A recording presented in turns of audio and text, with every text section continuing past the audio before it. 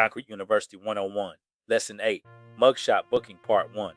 The time has finally come after the long wait for you to actually be logged in as an enrollee. You've been accepted. Your name is on the registry. You have met some of your potential classmates in an open house jail holding cell. Now it's time to be booked in and made official. The process of booking is when the authorities will take at least a couple of hours to really get to know you up close and personal. Detention officers with computers will literally take their time to find out as much as they can about you. Not about the crime, but about you and your background history. It makes the process easier when you have been in before and booked multiple times. In that case, they can just update your past booking. For freshmen, newcomers, and first-time offenders, this procedure will seem like it takes longer than hitchhiking across Interstate 90 from Seattle to Boston. Thumbs up long, you will have to answer questions about your full legal government name and about any aliases or nicknames you may have had.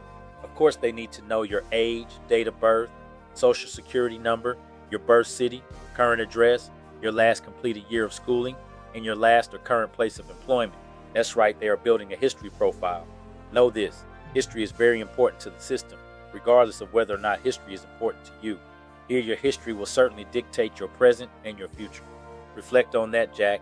The booking officers need to know the full names of your parents deceased or alive, the names and any information about your children, siblings, and of course spouses and or partner.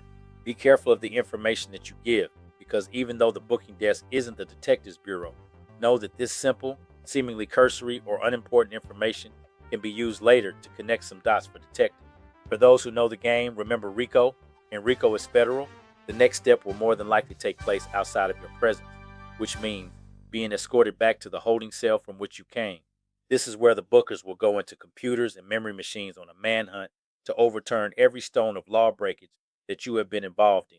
Not only will this list consist of big felony stuff, but also small misdemeanors, juvenile infractions, traffic violations, and parking tickets, unpaid bills, child support unpaid, library books overdue, and any time that a complaint was reported on you, whether it was settled, dismissed, or just a phone call with your name attached to it. If it was logged in, it will come up at this checkpoint. Even if it was a mistaken identity, you will be identified by it during the booking process.